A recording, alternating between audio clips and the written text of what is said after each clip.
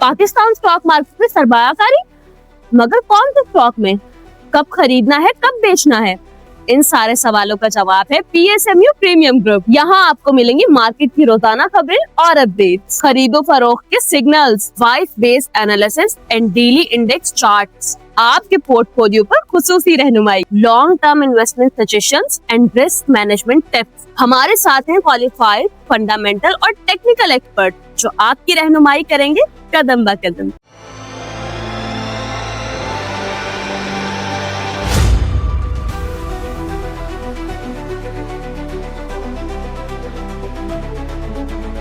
अस्सलाम वालेकुम, मैं हूं नादिया अनवर और आप देख रहे हैं पाकिस्तान शेयर मार्केट अपडेट्स। और जो है नाज़रीन, बात करेंगे मार्केट की। तो इस वक्त मार्केट में जो है, जैसे कि हम हमेशा से जानते हैं कि मार्केट हमेशा चलती है फंडामेंटल के ऊपर, टेक्निकल्स के ऊपर। लेकिन इस वक्त की अगर हम मार्केट को देखें तो इस वक्त की मार्केट जो है वो सिर्फ और सिर्फ जो है ऑयल प्राइजेस की फ्लक्चुएशन को देखते हुए जो है वो परफॉर्म हो रही होती है।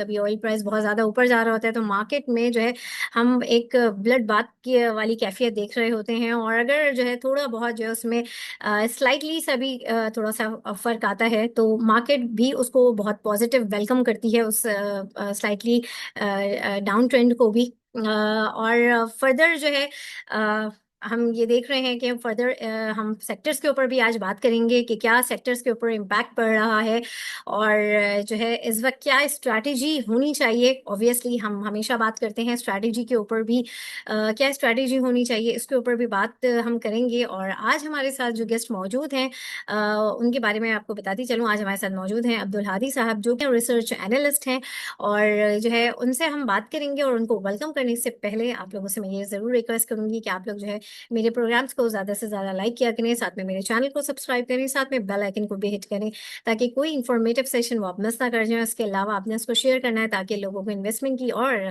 ख़ास करके फाइनेंशियल मार्केट की अवेयरनेस हो। तो चलिए जी, चलते हैं अपने गेस्ट की तरफ और उनको वेलकम करते हैं। अस्सलाम वालेकुम सर। वालेकुम अस्सलाम। जी सर, कैसे हैं आप? अल्हम्दुलिल्लाह, आप सब सुनाएं, कैसे हैं? खैरियत से हैं? अल्हम्दुलिल्लाह, thank you so much sir for your time and welcome to the session. और सर सबसे पहले तो मुझे बताएं, आज हमने जो है मार्केट में काफ़ी पॉजिटिव मोमेंटम देखा। और जो है वही है कि ऑयल प्राइस ज़रा सी स्लाइटली डाउन हुई तो हमने जो है वो देखा वो 3 हिस्से पे नहीं है, 2 हिस्से पे ही है अभी तक। थोड़ा सा मैं चाहूँगी कि थोड़ा सा एक ओवरव्यू जो है वो आप शेयर करें हमारे साथ। जी बिल्कुल। फर्स्ट ऑफ ऑल तो मार्केट जो है हमारी काफी वॉलेटाइल परफॉर्म कर रही है over the last 2 months. The hmm. Major reasons include के बेसिकली एक हमारा वॉर चल रही है between Iran and Israel and US, and hmm. एक एक जियोपॉलिटिकल एक टेंशन क्रिएट हुई हुई हैं जिसकी वजह से एक हमारा जो ऑयल प्राइस है वो इंक्रीज होता जा रहा है। अराउंड अगर आप देखें तो अरब लाइट बेसिकली हम यूज करते हैं, it was around $70 pre war जो लेवल था। अब जी। It's around $127। तो एक ऑलमोस्ट एक 80% का जंप सिर्फ हमें ऑयल प्राइस में मिला है। अब हम्म। मार्केट इसको इसलिए रिएक्ट करती है क्योंकि बेसिकली हम है ऑयल सबसे ज्यादा जो इंपोर्ट करते हैं वो हम ऑयल करते हैं। सही। ऑयल जब हम इंपोर्ट करते हैं वो तकरीबन साल का हम $16 बिलियन करते हैं। हम्म। अगर वो वहां से 70-80% अगर आपकी ऑयल प्राइस बढ़ती है तो आपकी जो इंपोर्ट बिल पे वो इम्पेक्ट कर सकता है ऑलमोस्ट 12-13 बिलियन डॉलर्स, जो कि एज अ रिजल्ट आपका करंट अकाउंट डेफिसिट में इंकॉर्पोरेट हो जाता है। तो सही। आप देख सकते हैं हमारे रिजर्व्स भी ऑलमोस्ट कुछ 16 बिलियन है एसवीपी रिजर्व, तो we can't afford this much increase in oil price. और इसके अलावा एक इम्पैक्ट ये आता है कि एक इन्फ्लेशनरी प्रेशर क्रिएट होता है। जैसे ही ऑयल प्राइस बढ़ती है तो पेट्रोल एंड डीजल भी बढ़ते हैं, हम्म। जिसकी वजह से एक डायरेक्ट इन्फ्लेशन आता है, एक इनडायरेक्ट इन्फ्लेशन आता है, जिसकी वजह से अगर इन्फ्लेशन बढ़ती है तो दैट मीन्स के हमारे इंटरेस्ट रेट्स हाई कोरिलेटेड होते हैं, एक साथ चलते हैं, तो दैट मीन्स के इंटरेस्ट विल बी राइजिंग। तो इंटरेस्ट रेट राइज होते हैं तो जो मेजरली इन्वेस्टर्स होते हैं, फंड्स होते हैं, they basically shift to equity market, shift to debt market from equity equity market, क्योंकि हम्म। वहां ज्यादा रिटर्न होता है डेट मार्केट में। सही। जी। सही, बिल्कुल। और सर थोड़ा सा हम बात करेंगे सेक्टर के ऊपर। जैसे कि हम सब जानते हैं कि इस वक्त ऑयल एंड गैस सेक्टर जो है ये इस वक्त बहुत ही बेनिफिशियल है। इसके अलावा जैसे हमने आज देखा कि थोड़ा टेक्निकल सेक्टर्स ने भी बड़ा अच्छा परफॉर्म किया। तो ऑल ओवर ये किन सेक्टर्स के लिए थोड़ा सा पॉजिटिव है और किन के लिए जो है ये थोड़ा सा नेगेटिव हो सकता है? आई थिंक पॉजिटिव तो नहीं कह सकते हम, बट अगर हमारे इंडिकेटर्स, मैक्रो इंडिकेटर्स खराब होते हैं, इम्पैक्ट आता हम्म है, इंटरेस्ट रेट बढ़ते हैं, तो आई थिंक मार्केट रीरेट करेगी अपने मल्टीपल्स को। मैं हम्म मोस्ट प्रोबेबली नीचे की तरफ, पहले तो अपवर्ड थे। तो एक ये भी वजह है, और इसके अलावा कि ऑयल एंड गैस को इम्पैक्ट आएगा, बिल्कुल आएगा, क्योंकि ऑयल प्राइस बढ़ेगी तो that means there is a kind of an impact on OGDC, PPL, क्योंकि ऑयल प्राइस से हाँ लिंक होती है उनकी भी रेवेन्यू।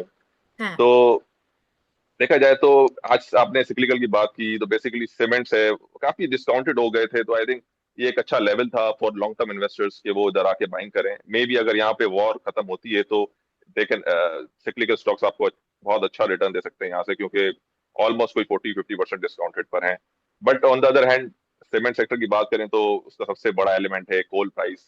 वो भी इंक्रीजिंग ट्रेंड पर है, वो ऑयल से रिलेट करती है, कोरिलेट करती है। तो ऑयल, हम्म कोल भी हमारा $110 हो गया है, वॉर से पहले वो $80 था। तो एक ये है कि सीमेंट्स को हाईली नेगेटिव इम्पैक्ट करेगी, मोस्टली जो कि एक्सपोर्टर्स हैं उनको तो बहुत ज्यादा करेगी, लाइक डीजीकेसी, लकी, जो मोस्टली रिचर्ड वेब रिलाई करते हैं, जो इम्पोर्टेड पे करते हैं जी। सही। और सर जो और डिफरेंट सेक्टर्स है इस वक्त, जैसे कि हमने देखा कि हमारी जो इंटरेस्ट रेट था वो भी मेंटेन रहा, और जैसे बैंकिंग सेक्टर है और फार्मा सेक्टर है, इसको किस तरीके से देखते हैं, मैं चाहूंगी थोड़ा सा इसके हवाले से भी बताएं। देखिए, बड़ा अच्छा डिसीजन था स्टेट बैंक का कि वो उन्होंने कॉशियस स्टांस रखा, कि उन्होंने हम्म लाइक बढ़ाया नहीं इंटरेस्ट रेट, हम्म कंसिडरिंग कि अभी जस्ट फ्यू वीक्स ही हुए हैं और आप उसके बेसिस पे आप पूरा इंटरेस्ट रेट डिसाइड नहीं कर सकते। Even still now we are, हमारा जो रियल इंटरेस्ट रेट है वो अराउंड 4% है। तो हमें, हमारे पास स्टिल रूम है कि हम इसको थोड़ा अफोर्ड कर सकते हैं इन्फ्लेशन को और ज्यादा। बट गोइंग फॉरवर्ड अगर इसी तरह रहता है तो I think it, state bank लाजमी इसको इंक्रीज करेगी इंटरेस्ट रेट को, अगर इन्फ्लेशन, अगर पेट्रोल प्राइस, डीजल प्राइसेस, जो बेसिकली गवर्नमेंट ने अभी सब्सिडी दी है अराउंड 45 एंड 75 पेट्रोल और डीजल पे, तो अगर वो भी खत्म होती है, और मोस्ट लाइकली वो खत्म होगी, हम्म क्योंकि हम आईएमएफ प्रोग्राम के अंडर हैं, तो हम्म एक इन्फ्लेशनरी प्रेशर क्रिएट हो सकता है। तो एक हम देख सकते हैं इंटरेस्ट रेट, अगर ये वॉर कंटिन्यू रही तो हम इंटरेस्ट रेट में भी जंप देख सकते हैं। अगर आपने बात की फार्मा की, तो जी फार्मा बेसिकली, बेसिकली इनका रॉ मटेरियल मोस्टली इम्पोर्ट ही होता है, and basically it's a high multiple sector. आप देख सकते हैं मोस्टली पीपल जो है इसको हायर प्रीमियम देते हैं क्योंकि ग्रोथ की वजह से। तो एक बेसिकली वो एक रूट नहीं है जहां से ये raw material straight of Hormuz वाले रूट से इंपोर्ट नहीं करते, तो आई थिंक इनको कितना कोई खास इम्पैक्ट नहीं आएगा, नेगेटिव इम्पैक्ट नहीं आएगा from the disruptions going on in the world right now. Hmm और बात की अपने बैंक्स की, तो yes banks can be beneficiary, अगर इंटरेस्ट रेट यहाँ से बढ़ते हैं तो their net NIMs can increase significantly. तो काफी अच्छा हो सकता है बैंक्स के लिए गोइंग फॉरवर्ड, अगर यही ट्रेंड रहता है, इंटरेस्ट रेट यहाँ से बढ़ना शुरू होते हैं तो जी। सही। सर अभी हमारी बात हुई थी, मैंने प्रोग्राम किया था सर यासिर के साथ, तो उनका ये कहना था कि इस वक्त जो सेक्टर्स हैं, जो जो इम्पोर्ट बेस्ड सेक्टर्स हैं, तो उनको थोड़ा सा अवॉइड किया जाए इस वक्त, क्योंकि इस वक्त जाहिर सी बात है एक वॉर लाइक सिचुएशन है। तो इस हवाले से आप क्या कहेंगे। जी बिल्कुल, इंपोर्ट को, क्योंकि एक डिसरप्शंस है, एक बेसिकली एक जो कार्गो कॉस्ट है, शिपिंग कॉस्ट है, वो भी इंक्रीज हो चुकी है। तो एक हम्म हर company like most likely increase होनी है कॉस्ट ना, अगर आप इंपोर्टेड कोई चीज मंगवाते थे, अब वो शिपिंग कॉस्ट ज्यादा बढ़ गई है, फ्रेट ज्यादा बढ़ गया है, देन आप उसको अपवर्ड इनलैंड फ्रेट करेंगे, अगर आप उसको ऊपर लेकर आएंगे लाइक सेंट्रल पंजाब में या केपीके में, तो उसकी भी एक कॉस्ट बढ़ जाएगी हमारी। तो हम्म एक इनडायरेक्ट कॉस्ट जो है वो काफी इंक्रीज हो जाएगी, जो इम्पोर्ट ओरिएंटेड कंपनीज है, जैसे कि मैंने बात की सीमेंट्स की, वो कोल इंपोर्ट करते हैं। तो हम्म। एक, तो ये एक मेजर रीजन हो सकता है कि साथ साथ कोल की तो प्राइस बढ़ रही है, लेकिन साथ साथ एक जो फ्रेट कॉस्ट है, जो ट्रांसपोर्टेशन कॉस्ट है, वो भी बढ़ रही है। तो एक डबल डबल इम्पैक्ट आ रहा है जो मोस्टली इंपोर्ट बेस्ड सेक्टर्स हैं। सेक्टर्स हैं, हाँ हाँ हाँ हाँ। सही सही बिल्कुल। अच्छा जी, यहाँ पर हमारे साथ पार्टिसिपेंट्स मौजूद हैं, और जो है अदील मीर का सवाल है जी। अदील अपना सवाल करें। जी अस्सलाम वालेकुम। वालेकुम सलाम जी। जी वालेकुम अस्सलाम। सर एक तो मुझे फैक्टो सीमेंट के बारे में पूछना है। इसको इसकी बहुत ज़्यादा प्राइस ऊपर थी, लेकिन काफ़ी नीचे आ चुका है। मेरी बाइंग तो है 95 के आसपास है, लेकिन क्या इसमें फ्यूचर देखते हैं? इसमें ग्रोथ के चांसेस हैं फैक्टो में? और दूसरा मुझे टॉमसीएल का बताइएगा, उसमें दुबई जो है काफ़ी इफेक्ट हुआ है, फ्लाइट्स कैंसिल हुई हैं, तो इनकी एक्सपोर्ट जो है वो दुबई में भी थी, तो उसको आप लॉन्ग टर्म के लिए कैसा देखते हैं? जी मैं बात की फैक्टो की, तो बेसिकली फैक्टो को कुछ ज्यादा ही बढ़ा दिया था मतलब क्योंकि वो बेसिकली उन्होंने एक लैंड बेची थी एंड उसका कोई इम्पैक्ट आया था, उतना कोई खास इम्पैक्ट था नहीं कि उसको आपने इतना स्टॉक ने इतना रैली किया। आई थिंक इसकी इतनी फेयर वैल्यू बनती नहीं है जो इन्होंने 160 170 कर दिया था। तो मुझे लगता है कि अगर ये आता है अराउंड, कह सकते हैं आप, अराउंड अगर 55 आता है तो I think it's a good opportunity to buy फैक्टो। और अगर आपने टॉमसिल की बात की तो या हम जैसे कि बात कर रहे थे अभी इंपोर्ट बेस्ड को कितना इम्पैक्ट आएगा, सबसे ज्यादा तो उनमें जो one of the major sector है वो मीट सेक्टर है, फूड सेक्टर है। जैसे कि टॉमसिल मोस्टली अराउंड 70 to 80% जो है ये अपना सेल एक्सपोर्ट करते हैं। तो एक एक्सपोर्ट करते हैं मोस्टली मिडल ईस्ट में करते हैं एंड टवर्ड्स चाइना करते हैं। ऑलमोस्ट जो है 50% इनका मिडल ईस्ट में एक्सपोर्ट होता है। तो जो डिसरप्शंस हुई हुई हैं, जो कि कार्गोज नहीं जा पा रहे क्योंकि जो कार्गो स्ट्रेट ऑफ हॉर्मोज ही बंद है जो कि बेसिकली दुबई का रूट है, एंड एक बाइंग पावर भी थोड़ा इफेक्ट हो रहा है, तो आई थिंक ये काफी इम्पेक्ट करेगा टॉमसिल को। बट अगर अगर नीचे आता है तो it's a great buying opportunity. अगर वॉर यहाँ से खत्म होती है तो नीचे अकोमोडेट कर सकते हैं इसको। जी जी। सही। Thank you sir. बहुत शुक्रिया जी। बारी अपना सवाल करें।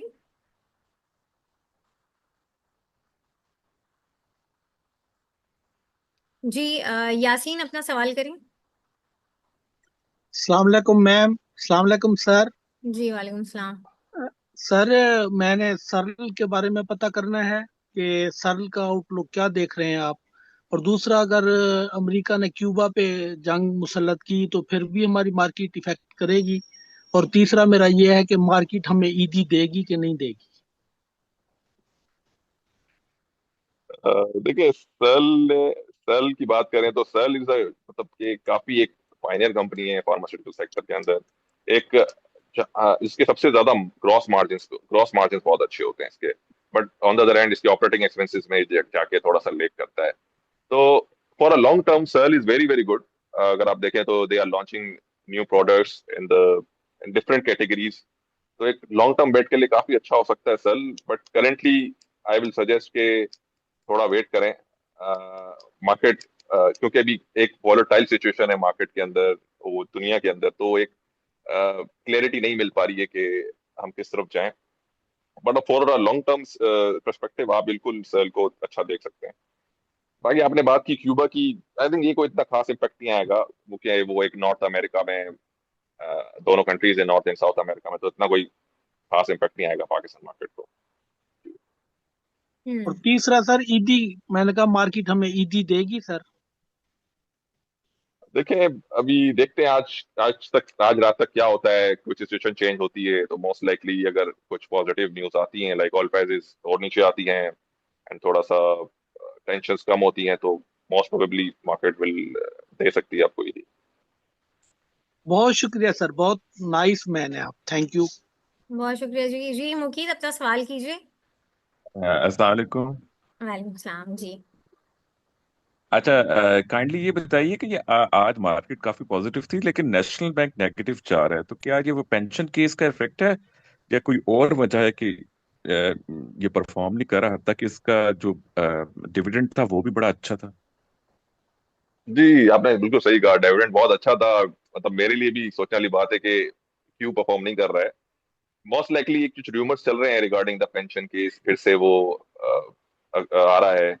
और अगर आप देखें तो डिविडेंड यील्ड के पर्सपेक्टिव से तो it's one of the highest dividend yield stock right now. तो अगर कुछ र्यूमर्स हैं, कोई क्लैरिटी कंपनी की तरफ से नहीं आई है कि कोई पेंशन केस में आप दोबारा से आ गए हैं, लाइक दोबारा हेयरिंग है, लाइक ऐसा कुछ नहीं है। मोस्ट लाइकली इसको यहाँ से परफॉर्म करना चाहिए अगर सब चीजें सही हैं तो। बट हमें वेट करना चाहिए, अगर कोई स्टेटमेंट कंपनी की तरफ से खुद ना आ जाए तो हम कोई इसको इम्पैक्ट बता सकें।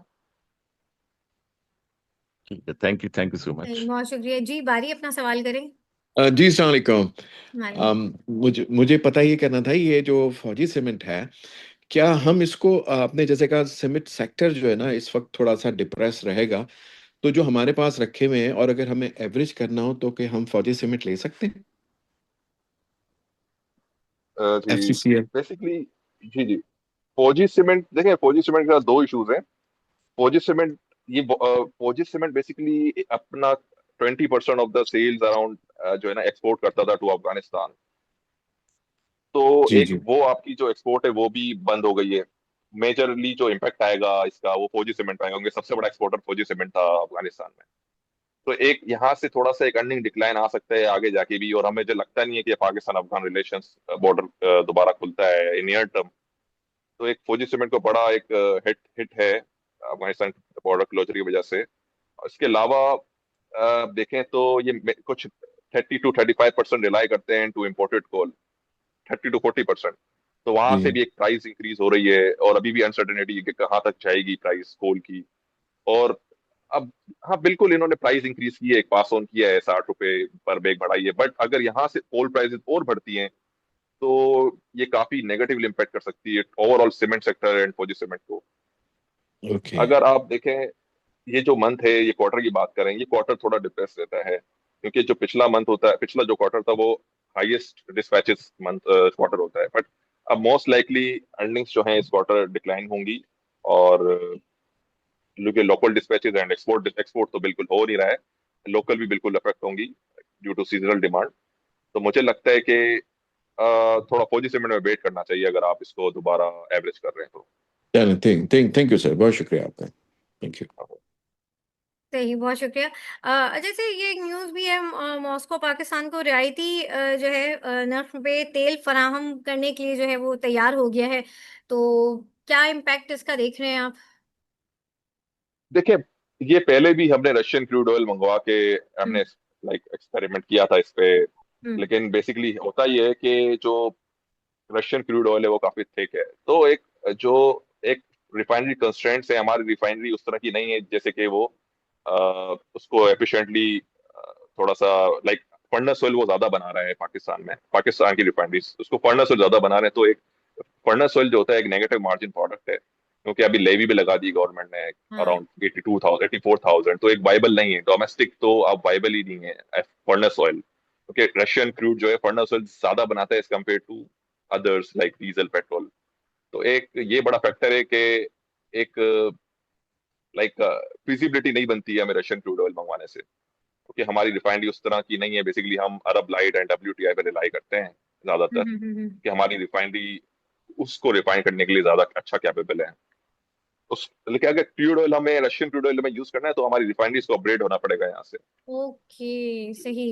और सर, तो जैसे अभी रिफाइनरी का जो हमारा चल रहा था, तो अभी क्या फ्यूचर देख रहे हैं रिफाइनरी का? पॉलिसी वगैरह वो बस सुनते सुनते फिर सब खामोशी हो गए।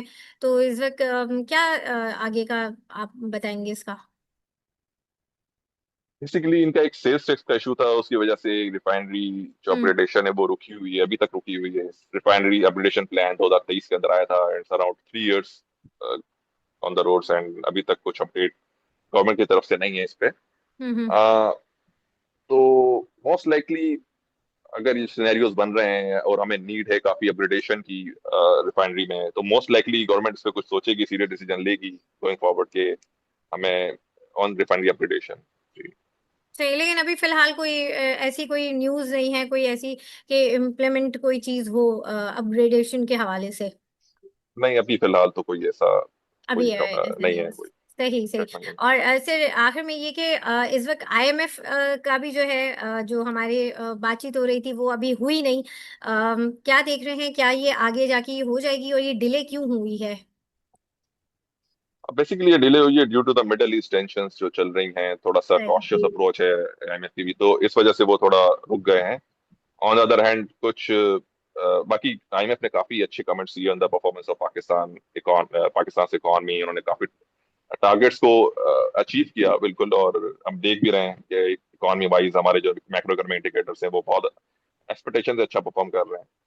तो मोस्ट लाइकली अगर ये वॉर कंटिन्यू रहती है तो क्योंकि तो एक डिले और आ सकता है हम्म। IMF प्रोग्राम में। और ऑन द अदर हैंड हमने भी सब्सिडी भी दी है पेट्रोल एंड डीजल पे 23 बिलियन की। तो एक मुझे नहीं लगता कि IMF इसको मानेगी कि हम अब सब्सिडी देंगे, तो मोस्ट लाइकली ये एक सब्सिडी भी पास ऑन होगी आगे जाके। अगर हमें IMF प्रोग्राम में अगर हमें डिस्बर्समेंट मिलनी है नेक्स्ट इस IMF प्रोग्राम की, तो most likely 45 rupees on petrol and 75 rupees on diesel increase करना पड़ेगा गवर्नमेंट को, कोई सब्सिडी देनी नहीं पड़ेगी, तो जाके हम सही आईएमएफ हमें डिस्पर्स कर सकता है जी। सही बिल्कुल सर। एफसीएल और बीजीएल के हवाले से भी सवाल आया है कि इस पे भी थोड़ा सा आप अपना व्यू शेयर कर दें। एफसीएल फास्ट फास्ट केबल्स के केबल, जी जी, फास्ट केबल और बीजीएल। देखिए फास्ट केबल्स पे अभी काफी कुछ डिस्ट्रीब्यूशन नेटवर्क्स पे काम होना बाकी है पाकिस्तान में। हम्म। तो एक केबल्स में तो आई थिंक एक कुछ लॉन्ग टर्म वाइज आप देखें तो, और अगर आप अभी भी देखें तो क्वाइट गुड है, इसकी अर्निंग्स जो है वो अराउंड 70 पैसे क्वार्टर है, तो मतलब मल्टीपल भी देखें तो इट्स रियली अट्रैक्टिव। तो I think it's good, fast cables अच्छा है। मजर नकवी अपना सवाल कर लें। जी मैडम, बहुत शुक्रिया। मैंने पूछना जो टीआरजी के हवाले से लिटिगेशन चल रही थी और उस वजह से टीआरजी काफी देर से स्टॉप हुआ है, वो आगे चल नहीं रहा। आया वो लिटिगेशन खत्म हो गई है इनकी, जो स्टे ऑर्डर वगैरह चाह रहे थे? और दूसरा मैंने के इलेक्ट्रिक में मतलब पूछना है कि वॉल्यूम तो उसके बहुत अच्छे हैं, लेकिन रेट उसका वही तकरीबन 750 के ऊपर ही रुका हुआ है, आगे नहीं चल रहा है। तो इन दोनों के हवाले से आया टीआरजी दिया जा सकता है या अभी वेट करना चाहिए उसका? आई थिंक थोड़ा बहुत वेट करना शुक्रिया मैडम। चाहिए। टीआरजी में कोई कोई ऐसी एक्साइटमेंट नहीं दिख रही है, कोई ऐसा फंडामेंटल चेंज नहीं दिख रहा है। अभी दोबारा इस पे कुछ रूमर्स चल रहे हैं कि मोस्ट लाइकली तो केस दोबारा ओपन हो रहा है around like, we can't comment on that कि क्या होने वाला है, क्योंकि एक ऐसा स्टॉक है, we can't comment on that as a fundamental analyst. अगर आप बात करें तो के इलेक्ट्रिक की, तो यस के इलेक्ट्रिक अभी जो टैरिफ प्लान आया है वो तो बिल्कुल नेगेटिवली लाई करता है के इलेक्ट्रिक के लिए, क्योंकि वो प्रॉफिटेबिलिटी नहीं बना पाएगा उस टैरिफ प्लान से। तो हाँ, अगर कुछ र्यूमर्स चल रहे हैं रिगार्डिंग कि ये बिक सकता है कि इलेक्ट्रिक, डाइवेस्टमेंट हो सकती है इसकी, तो उसके बाद कुछ हो सकता है, but right now I can't comment on that too, sorry. सही, बहुत शुक्रिया। अच्छा सर, जैसे आपने शुरू में कहा कि इस वक्त हम देख सकते हैं कल लास्ट डे भी है, ये तो आज क्या न्यूज़ वगैरह रहती है, तो कल की मार्केट क्या लग रहा है कि आज ही की मोमेंटम कंटिन्यू रहेगा? देखिए मुझे लगता है कि मार्केट में पॉजिटिव मोमेंटम रहेगा, क्योंकि आप देखें ना अभी ऑयल अरब लाइट का भी डेटा है। अरब लाइट जो हम ऑयल होता है वो हम जो हम मंगवाते हैं बेसिकली, तो वो भी एक $14 अभी गिरा है पर बैरल, उसमें भी अच्छी करेक्शन आई है। तो उसके अलावा हम देख सकते हैं कि मोस्ट लाइकली इन्वेस्टर्स होंगे कुछ एक बैट लेके जाएंगे कि मे मोस्ट प्रोबेबली इस weekend during this long weekend कुछ ऐसा हो जाए कि नेगोशिएशंस होना शुरू हो जाएं। ओके। और क्योंकि काफी एक पीरियड है अराउंड 4 to 5 डेज का, तो एक अच्छा रूम बन सकता है। तो और हम्म कुछ इन्वेस्टर्स होंगे जो कि प्रॉफिट टेकिंग करने जा रहे होंगे या लॉस बुक कर रहे होंगे, क्योंकि they are not able to take more risk. Hmm. तो हम थोड़ा सा, मुझे लगता है कल हम थोड़ा सा वॉलेटाइल देख सकते हैं सेशन को। अच्छा, सही। और सर क्या स्ट्रैटेजी इस वक्त देंगे, क्योंकि इस वक्त जाहिर सी बात है मार्केट भी डिस्काउंट है, थोड़ा सा बताएंगे इन्वेस्टमेंट के हवाले से क्या स्ट्रैटेजी बताएंगे, और कोई जो है स्टॉक्स आप रिकमेंड करें, या सेक्टर वाइज कोई चीज़ आप रिकमेंड करें तो जो है आए नाजरीन को। हाँ जी, बेसिकली स्टॉक वाइज देखें तो अभी काफी अच्छे स्टॉक्स हैं जो लेवल पर हैं। हम्म। आप देख सकते हैं गंधारा ऑटोमोबाइल्स देख सकते हैं। आप ओके। देखें तो इस क्वार्टर भी आई एम एक्सपेक्टिंग के 20 से 25 रुपए का क्वार्टर आ सकता है। अगर हम्म आप देखें तो it's less than a multiple of 4, और मार्केट हमारी 6.5 के मल्टीपल पे, तो लाइक हम्म जो गैल है वो काफी अट्रैक्टिव है राइट नाउ। तो मैं एडवाइस करूंगा इन्वेस्टर्स को और जो भी ट्रेडर्स हैं, I think they should go for Gandhara automobiles. Hmm and अगर दूसरे स्टॉक की बात करें तो वो मुझे लगता है कि पीएसओ बहुत अच्छा परफॉर्म कर सकता है, हम्म क्योंकि पिछले क्वार्टर में एक इन्वेंट्री लॉसेस आ गए थे due to volatility in the oil prices.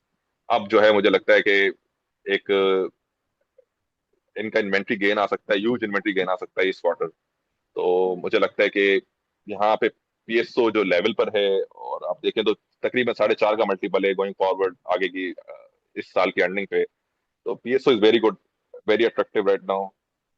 और अब देखें तो यहाँ पे आप देख सकते हैं सिटी फार्मा देख सकते हैं, अगर आप फार्मास्यूटिकल में इन्वेस्ट कर रहे हैं तो, क्योंकि मोस्ट लाइकली इनका जो फॉर्मुलेशन सेगमेंट है वो काफी अच्छा परफॉर्म कर रहा है, वहाँ पे इनके मार्जिन बहुत अच्छे इंक्रीज हुए हैं।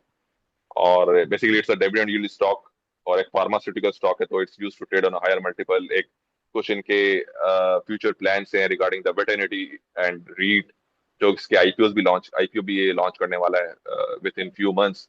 तो आई थिंक एक ग्रोथ प्रोस्पेक्ट्स दिख रहे हैं सिटी फार्मा के अंदर। अगर आप लॉन्ग टर्म इन्वेस्टर हैं तो I think I will advice you to go for it. और ऑन द मार्केट फ्रंट मैं कहूंगा कि मार्केट में थोड़ा कॉशियस होकर काम करें, थोड़ा सा काफी वॉलेटाइल है मार्केट। हम्म तो आई विल से कि अगर आप एज अ इन्वेस्टमेंट परस्पेक्टिव से ले रहे हैं तो मैं ये नहीं कहूंगा कि आपको कि आप 100% यहाँ पे अक्यूमुलेट कर लें, बट आई एडवाइस यू कि आप थोड़ा थोड़ा यहाँ पे अक्यूमुलेट करना शुरू कर दें for the long term investors, क्योंकि अगर यहाँ से कुछ नेगोशिएशन होती हैं तो यहाँ से ह्यूज रिटर्न दे सकते हैं, और यहाँ से अगर करेक्शन होती है तो आप स्लोली स्लोली जो है अक्यूमुलेट करें। हाँ, with in few most likely few months में सीज फायर हो सकता है, फ्यू क्योंकि मंथ्स। क्योंकि दोनों कंट्रीज, क्योंकि मोस्ट लाइकली अगर ये वर्स्ट केस भी देख लें, हम्म क्योंकि कुछ दोनों अफोर्ड नहीं कर सकते बहुत, क्योंकि उनकी economy wise and like hmm. US US पे प्रेशर है फ्रॉम देयर कांग्रेस, और हाँ, तो एक ये भी एक वजह हो सकती है कि अगर फर्स्ट केस भी हो तो महीने भी लग सकते हैं, बट आप इसको देखें कि आपके पास कैश अवेलेबल हो कि आप नीचे भी जो है एक्यूमुलेट कर रहे हो अपने स्टॉक्स ऑन डिस्काउंट। सही सही, बिल्कुल। बहुत शुक्रिया सर हादी आपका, और हमारे साथ जितने भी पार्टिसिपेंट्स थे आप लोगों का भी बहुत शुक्रिया। और जो है नाज़रीन, यहाँ पे लूंगी मैं इजाज़त। इंशाल्लाह आप लोगों से फिर मुलाकात होगी, तब तक के लिए अल्लाह हाफिज।